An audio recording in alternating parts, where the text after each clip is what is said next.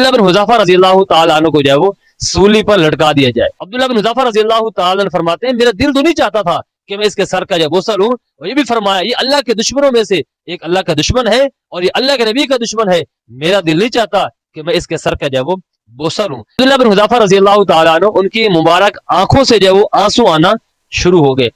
इस बात ने बादशाह के दिल में जो है वो गहरा असर लगा दिया। सारे लश्कर के लोग जो है अब्दुल्लाह बिन हुज़ाफा के सर का जो वो ये बोसा लेंगे, और फरमाया कि सबसे पहले बोसा मैं लेता हूं, इसलिए कि इन्होंने उस बादशाह का जो वो सर का बोसा लिया, इनके दिल के अंदर जो वो नागवारी हुई, वो नागवारी खत्म करने के लिए सबसे पहले मैं अमीरुल मोमिनीन इनके सर का जो वो बोसा लेता हूं। अगर इतना भी मुझे कहो ना कि एक पलक झपकने के बराबर जितनी देर लगती है, इतनी देर के लिए हजरत मोहम्मद सल्लल्लाहु अलैहि वसल्लम का दीन छोड़ दो, हजरत मोहम्मद सल्लल्लाहु अलैहि वसल्लम का दीन छोड़कर आप हमारा मजहब जो इख्तियार कर लें।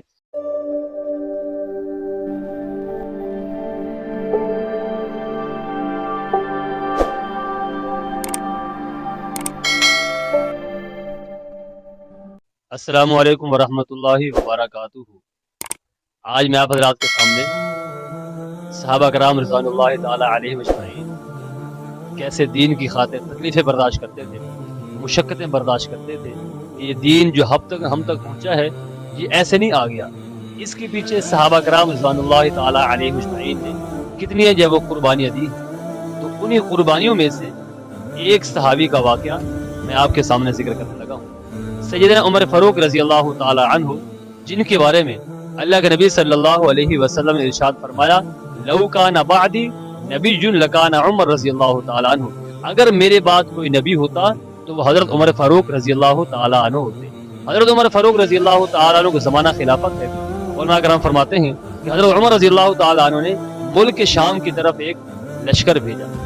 हुआ क्या कि वो लश्कर सहाबा कराम रिज़वानुल्लाहि ताला अलैहिम के जो था, उसमें एक सहाबी थे जिनका नाम अब्दुल्लाह बिन हुज़ाफा रज़ी अल्लाह ताला अन्हु है। उलमा कराम फरमाते हैं कि अब्दुल्लाह बिन हुज़ाफा रज़ी अल्लाह ताला अन्हु और तमाम मुसलमानों को जो है वो उसके जो बादशाह था उनका, उसने इनको जो है वो गिरफ्तार कर लिया। गिरफ्तार करने के बाद हज़रत अब्दुल्लाह बिन हुज़ाफा रज़ी अल्लाह ताला अन्हु को उस बादशाह के सामने पेश किया। उलमा कराम फरमाते हैं किताबों में लिखा है उस बादशाह का नाम जो था वो तागिया उसका नाम था। तागिया के सामने जब हजरत अब्दुल्लाह बिन हुज़ाफा रज़ी अल्लाह ताला को पेश किया तो तागिया ने कहा कि आप इसके लिए तैयार हैं कि हजरत मोहम्मद सल्लल्लाहु अलैहि वसल्लम का दीन छोड़कर आप हमारा मजहब जो इख्तियार कर लें, मैं आपको अपना आधा मुल्क जो है वो दे दूंगा। तो गोया कि आधी हुकूमत आधा मुल्क मैं आपके हवाले कर दूंगा।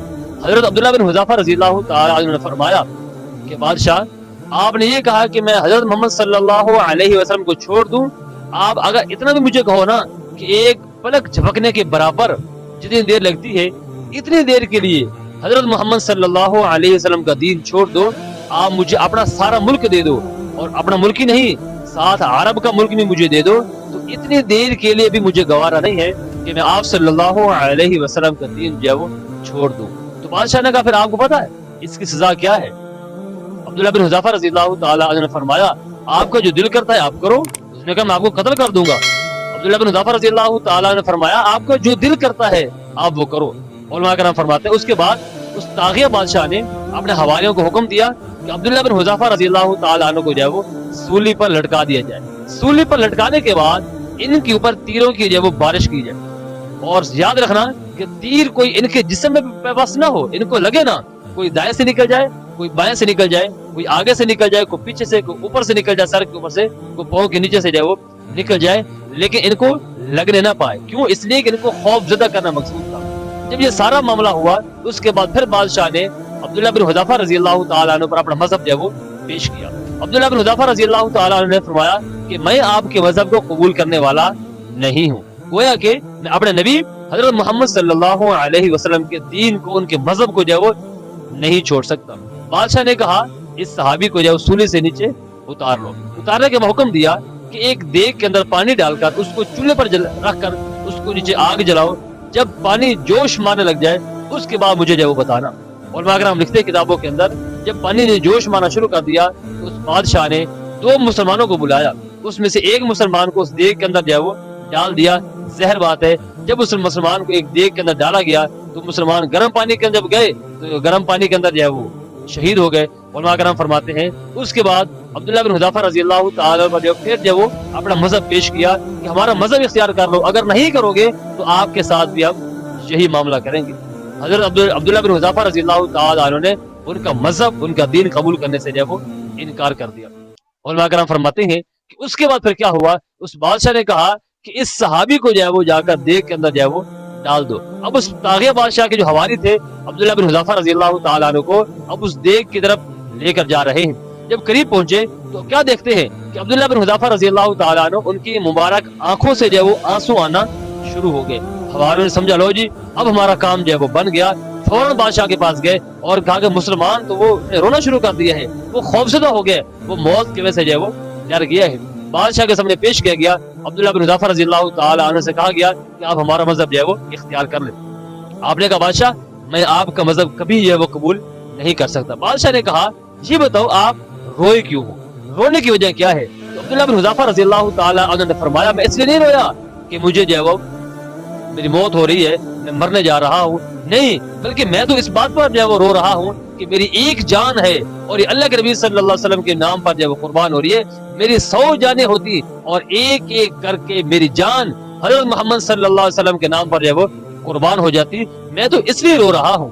اس بات نے بادشاہ کے دل میں جو ہے وہ گہرا اثر لگا دیا۔ بادشاہ نے کہا اچھا ایسی بات ہے تو ایک کام کرو، کام یہ کرنا ہے آپ نے میرے سر کا، میری پیشانی کا جو ہے وہ بوسہ لینا ہے، اگر آپ میری پیشانی کا بوسہ لوگے تو میں آپ کو چھوڑ دوں گا۔ عبداللہ بن حذیفہ رضی اللہ تعالیٰ عنہ نے فرمایا بادشاہ میں اکیلے نہیں ہوں، میرے ساتھ پوری جماعت ہے، پورا لشکر ہے، کیا ان کو بھی چھوڑ دو گے؟ تو بادشاہ نے کہا ہاں میں سب کو جو ہے وہ چھوڑ دوں گا۔ عبداللہ بن حذیفہ رضی اللہ تعالیٰ عنہ فرماتے ہیں میرا دل تو نہیں چاہتا تھا کہ میں اس کے سر کا جو بوسہ لوں، اور یہ بھی فرمایا یہ اللہ کے دشمنوں میں سے ایک اللہ کا دشمن ہے اور یہ اللہ کے نبی کا دشمن ہے، میرا دل نہیں چاہتا کہ میں اس کے سر کا جو ہے وہ بوسہ لوں، لیکن یہ ہے اس کا بوسہ لینے سے کیا ہوگا، ایک تو میری اپنی جان بچ جائے گی اور دوسرا کیا ہوگا کہ سارے مسلمانوں کی جان جو ہے وہ بچ جائے گی۔ تو عبداللہ بن حذیفہ رضی اللہ تعالیٰ عنہ نہ چاہتے ہوئے بھی انہوں نے جو ہے بادشاہ کے سر کا جو ہے وہ بوسہ لیا۔ اس کے بعد بادشاہ سب کو چھوڑ دیا۔ عمر فاروق رضی اللہ تعالیٰ عنہ جو خلیفہ وقت تھے، جب یہ سارا لشکر ان کے پاس پہنچا